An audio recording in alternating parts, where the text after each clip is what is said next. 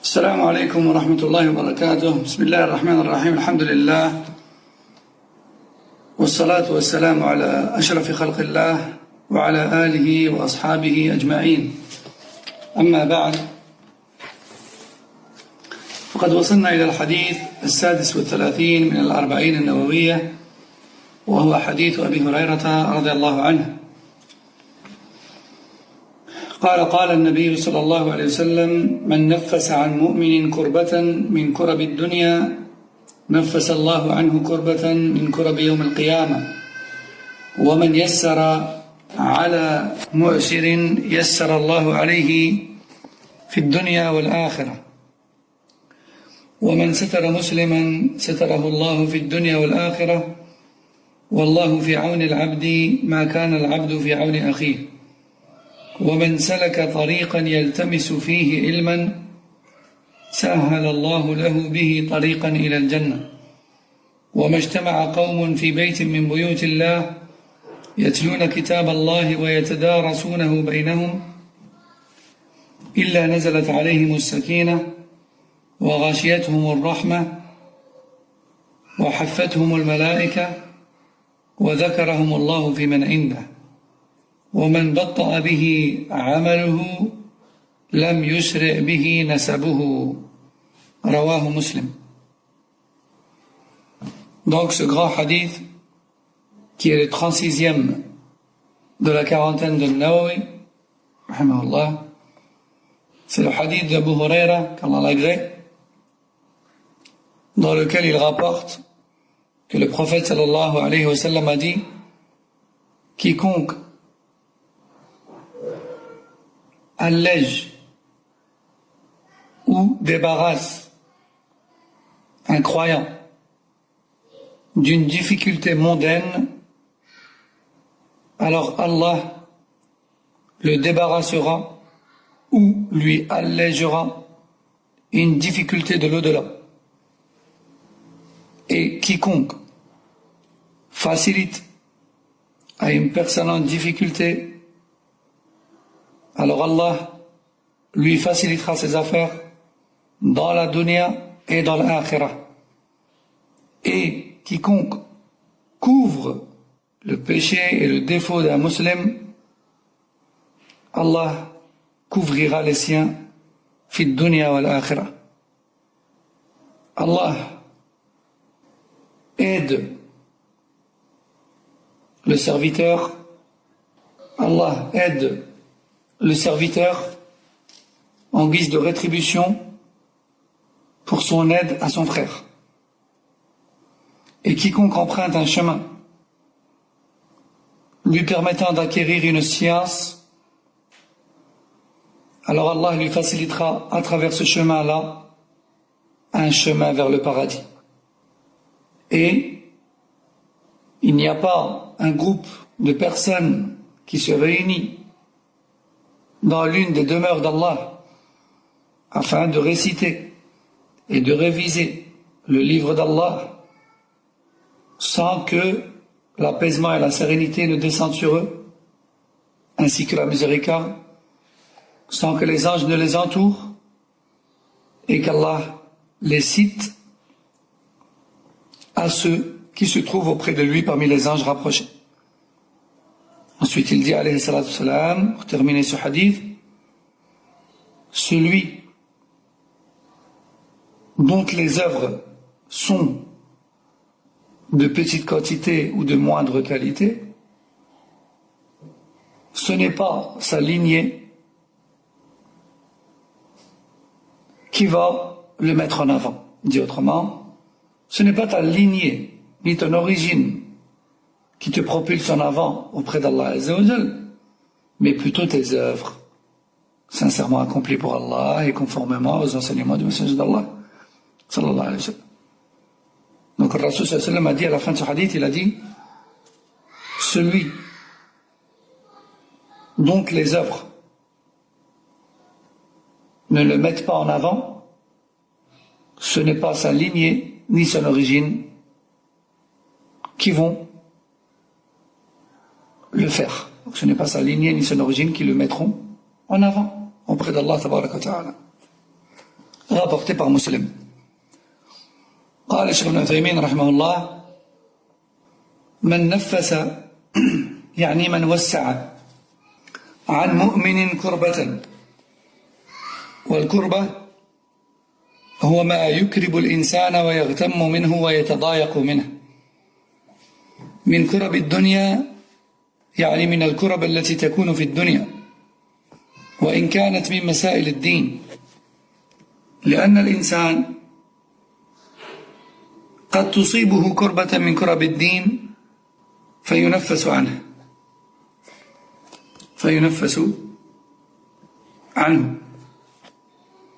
قال نفس الله عنه كربة من كرب يوم القيامة.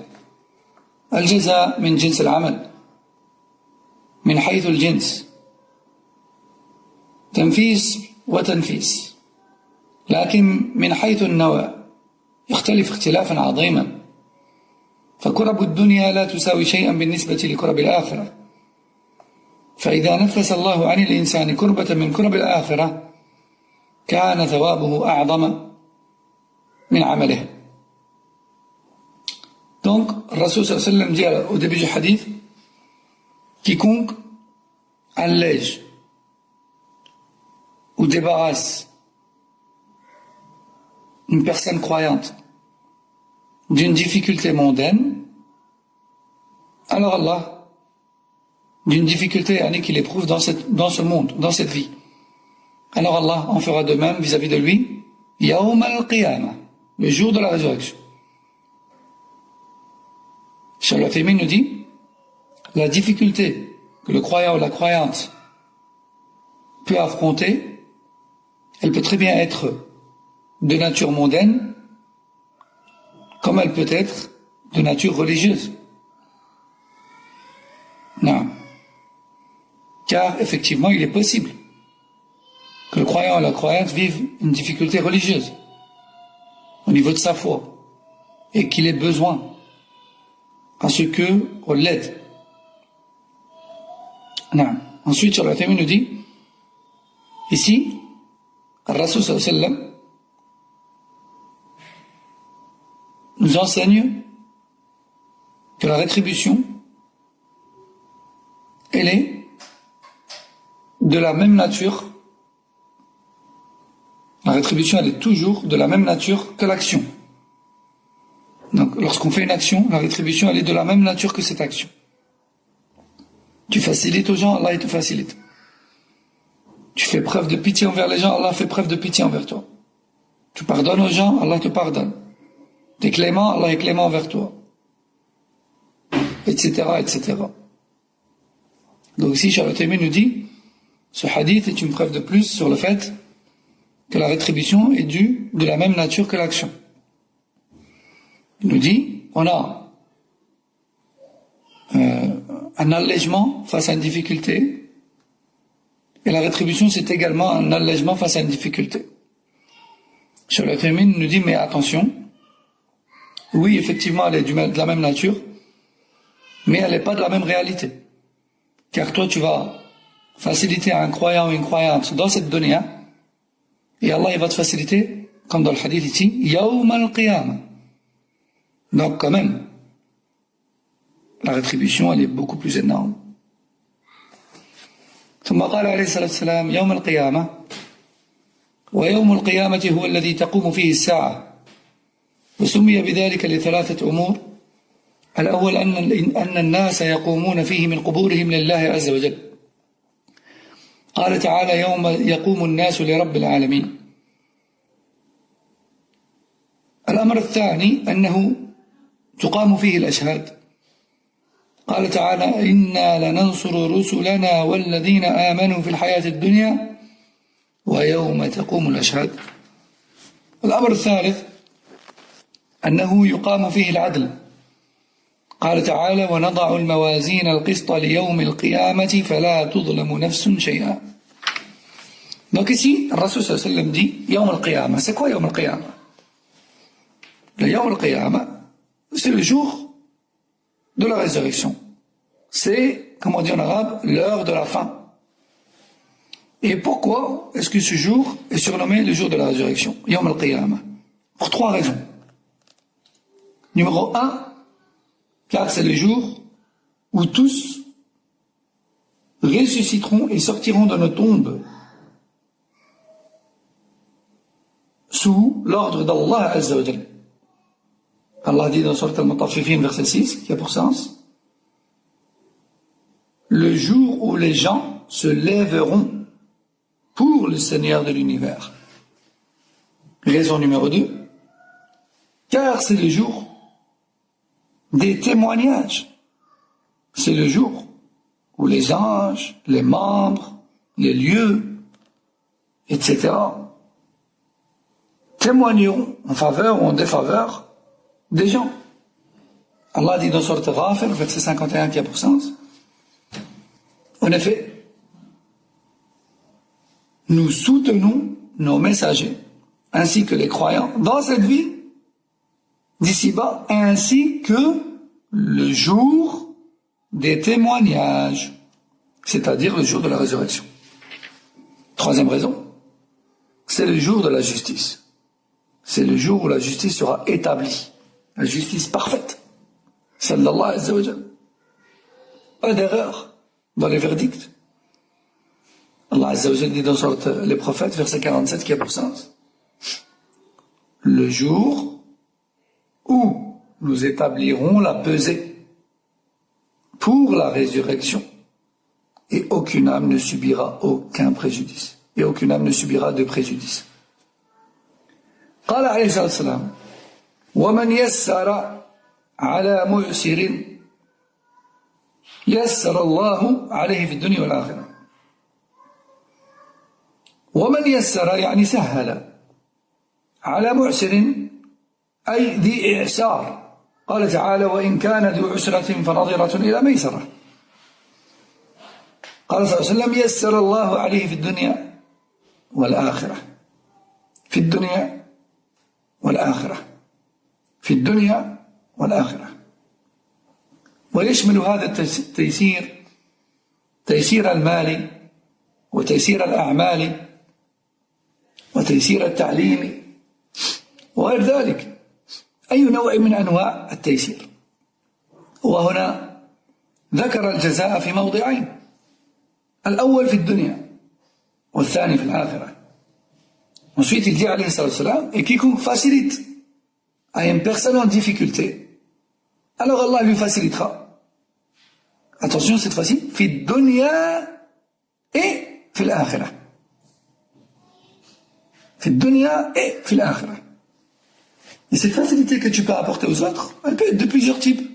Facilité financière, facilité dans un acte ou un service, facilité dans l'enseignement et l'apprentissage, etc. Peu importe la facilité. Quand tu facilites à quelqu'un, dans le bien, Allah te facilite. Fi dunya, et attention, le meilleur est à venir. Fi l'akhirah. Qu'Allah nous facilite à tous fi l'akhirah.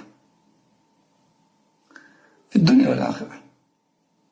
ثم قال عليه الصلاة والسلام ومن ستر مسلما ستره الله في الدنيا والآخرة.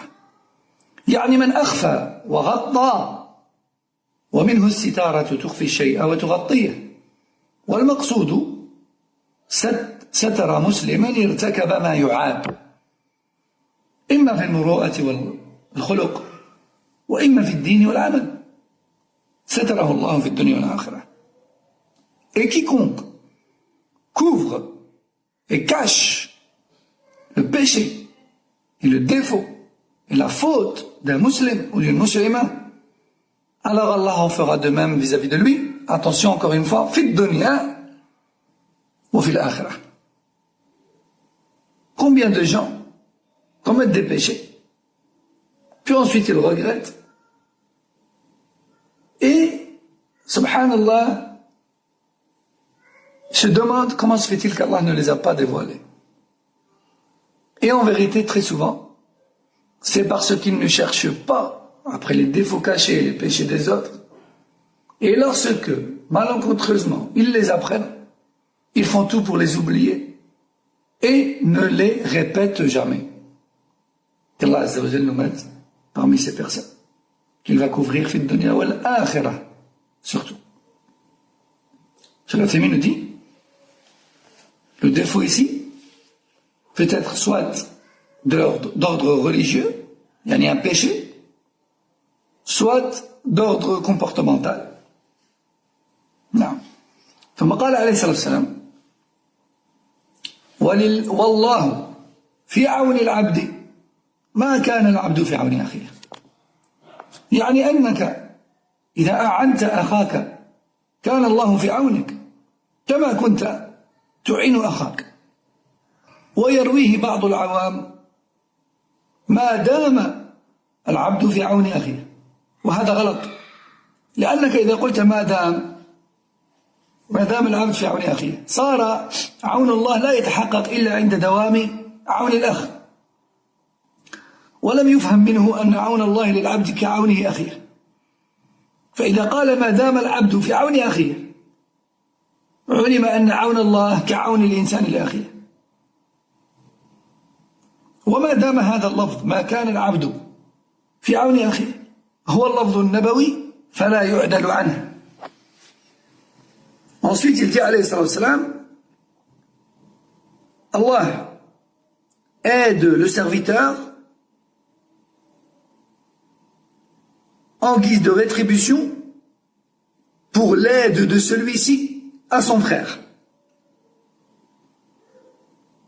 Dit autrement, lorsque tu aides ton frère ou ta sœur en Allah, eh bien, cela augmente la probabilité de l'aide qui te parvient de la part d'Allah Azza wa Jal.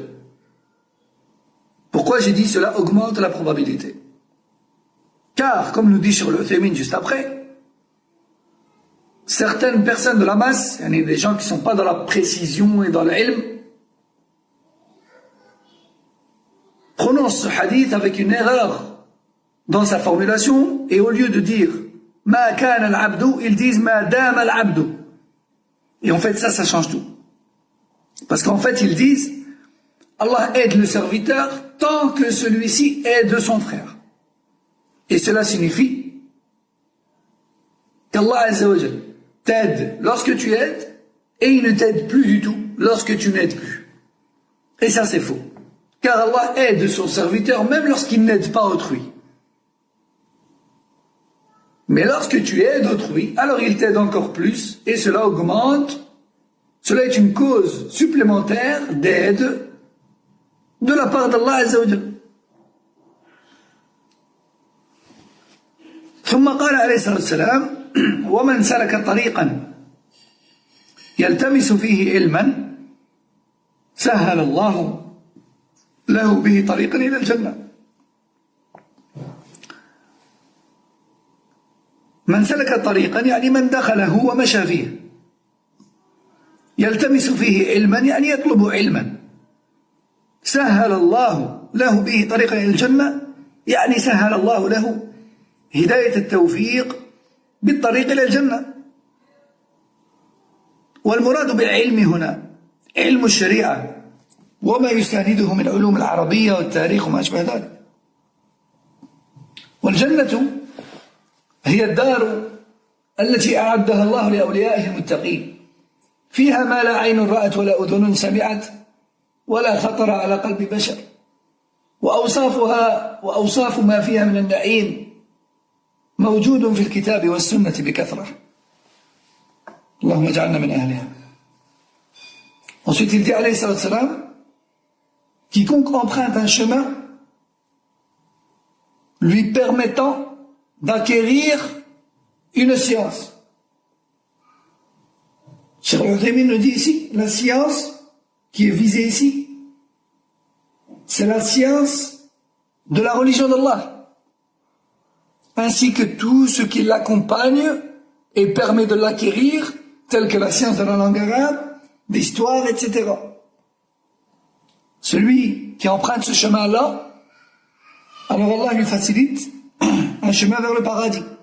Pourquoi? Tout simplement car il va appliquer cette science, et donc il va adorer Allah comme il se doit, et donc il ne peut que finir au paradis, bi'idhnillah. Et le paradis, c'est la demeure qu'Allah a préparée pour ses alliés vertueux. il y a placé et préparé pour eux ce qu'aucun œil n'a jamais vu et aucune oreille n'a jamais entendu et ce qu'aucun cœur n'a jamais pu imaginer.